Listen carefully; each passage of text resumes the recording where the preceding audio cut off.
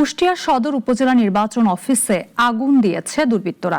Store রুমের পেছনে জানালার পাশ থেকে আগুনের সূত্রপাত হয়েছে বলে প্রাথমিকভাবে ধারণা করা হচ্ছে। এতে পুড়ে গেছে সংরক্ষিত গুরুত্বপূর্ণ নথি। দেবাশিস দত্তের রিপোর্ট, জানাচ্ছেন শাশ্বতী সরকার। কুষ্টিয়া সিনিয়র জেলা নির্বাচন অফিসারের কার্যালয়ে অগ্নিকাণ্ডের ঘটনা ঘটে। প্রত্যক্ষদর্শীরা জানান, সকাল 8:30টার দিকে আগুন দিয়ে পালিয়ে যায় দুর্বৃত্তরা। এতে অফিসের সংরক্ষিত কিছু গুরুত্বপূর্ণ নথি পুড়ে যায়।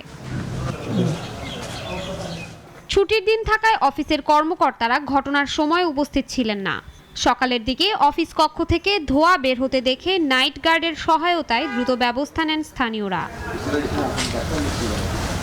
স্টোর রুমের পেছনের জানালার পাশ থেকে আগুনের সূত্রপাত হয়েছে বলে প্রাথমিকভাবে ধারণা করা হচ্ছে।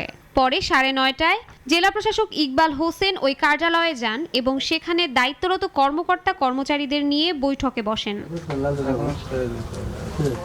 কিভাবে এবং কারা আগুন দিয়েছে তা খতিয়ে দেখা হচ্ছে বলে জানান জেলা পুলিশ সুপার মোহাম্মদ জসিম উদ্দিন।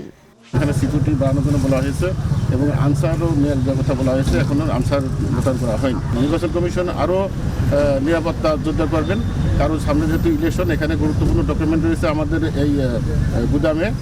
সেক্ষেত্রে এখানে হাই সিকিউরিটি ইনশিওর করা অবশ্যই উচিত।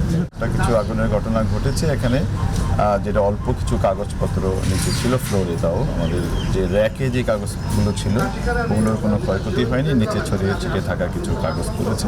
এ ঘটনার খবর পেয়ে সদর উপজেলা নির্বাহী কর্মকর্তা রোকনুজ জামান সহ পুলিশের ঊর্ধ্বতন কর্মকর্তারা ঘটনাস্থল পরিদর্শন করেন। শাশ্বতী সরকার, নাগরিক।